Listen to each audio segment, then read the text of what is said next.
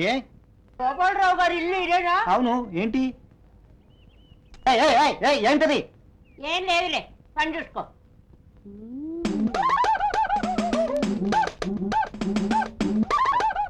నమస్కారం అయ్యా.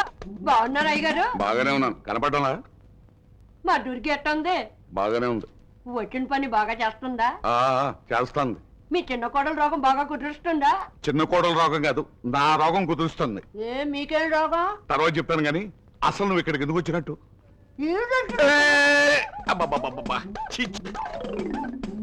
అది కాదు అయ్యగారు, నా మేనకోడల్ని ఈడొచ్చిందాన్ని, అందులోనూ పెళ్లిగాని పిల్లని ఒంటరిగా పంపానని నా మనసంతా లబలబలమని కొట్టుకుంది అయ్యగారు. అది సరేగాని అయ్యగారు, ఇంటికి పెద్ద కోడలని తీసుకొచ్చారే, ఒట్టి నాటకానికే పెద్ద కోడలా, లేకపోతే మీ పెద్ద అబ్బాయి గారు ఏమైనా? ఇప్పుడే నేను దుర్గి నీ గురించి అడుగుతున్నా. ఓలమ్మో ఓలమ్మో పిచ్చిపోయా, అదేట ఇంత సిక్కిపోయావు.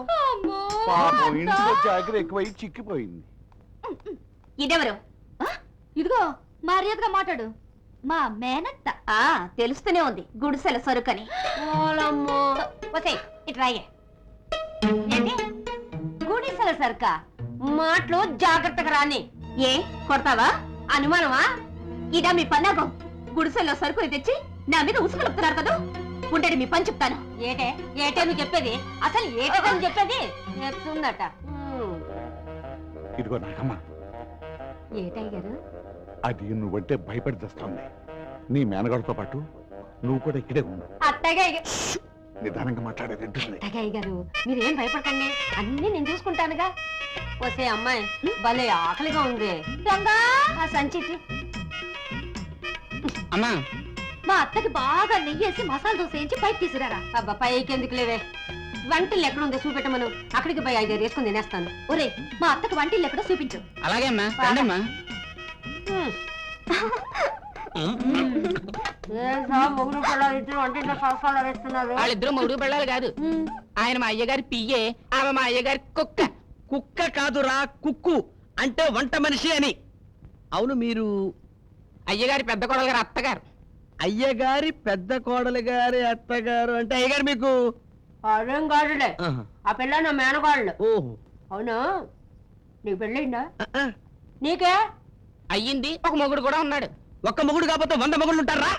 ఏం చేస్తుంటాడు? కూనీలు. కూనీలంటే అంత ఇష్టమా? నీ మొగుడు ఒక్కసారి చూపించవే. ఏ అదేం చూపించక్కర్లేదు, ఆడే అప్పుడప్పుడు వచ్చి తిని వెళ్తా ఉంటాడు. మళ్ళీ ఎప్పుడు వస్తాడో? ఇవాళ ఆదివారం కదా, తప్పకుండా రాత్రి 10 గంటలకు వచ్చి తిని పోతాడు. అమ్మయ్యా, కానివ్వండి. ఏంటి బావు కానివ్వండి. నాగమ్మా, ఇక్కడ కూర్చున్నావంటి? ఏ నీకేమన్నా అడ్డమా? అడ్డేం కాదు, పొద్దుపోయింది, లోపలికి వెళ్ళి పడుకోరాదు? అది కాదయ్యా, ఆ సుబ్బమ్మ మొగుడు ఎప్పుడు వస్తాడా, వాడు పొడిచేది ఎప్పుడు చూద్దామా అని కాసు కూర్చున్నా. అవును, నీకిక్కడేం పని? నాకేం పని? కూనీ చేయటం అంటే అంత తేలిక కాదు నాగమ్మా. అసలు కూనీ చేయాలంటే చచ్చేంత కోపం రావాలి. అంత కోపం తెప్పించగల తప్పుడు పని చేసిన మనిషి ఒకటి దొరకాలి. ఎవడు దొరకపోతే నీ పేరు చెప్తాలే. నా పేరు చెబుతావా? నేనేం తప్పు చేశాను? ఏ ఆడు పెళ్ళంటే సరసాలు ఆడుతున్నావు అని చెప్పాడు, కోపం రాదా? అయ్యో నాగమ్మ, నీకు దండం పెడతాను నాగమ్మ, అలాంటి పని చేయక నాగమ్మ, ప్లీజ్ నాగమ్మ.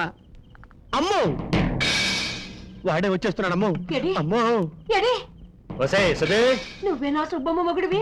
అవును. ఏ అయ్యో, నువ్వే నా హీరో, నేనే నీ వీర అభిమానిని. వచ్చే సుబ్బమ్మ, నీ ప్రాణేశ్వరుడు వచ్చాడు. పరాటాలు, కోడి కూర కాస్త ఎక్కువ పట్ట. ఇదిగో ఇటు వచ్చి కూర్చో. ఆ మాయదారి నాగమ్మ మన కొంప ముంచేటట్టుంది, తొందరగా తీసుకెళ్ళు తీసుకెళ్ళు. ఏమిటి వింటున్నావా? నేను చెప్పిందంతా గుర్తుంది కదూ? ఈసారి నువ్వు కూనీ చేసేటప్పుడు కూనీ తోట చేస్తానంటే అంత అవసరమైనప్పుడు చేస్తాను. అదే, ఇప్పుడు నీ పెళ్ళాం మీద ఎవడైనా చెయ్యనుకో, వాడి రక్తం తాగుతాను. నాయన, నాకు కావాల్సింది కూడా అదే. నువ్వు వచ్చే ముందు ఆ మాటే అనుకున్నాను.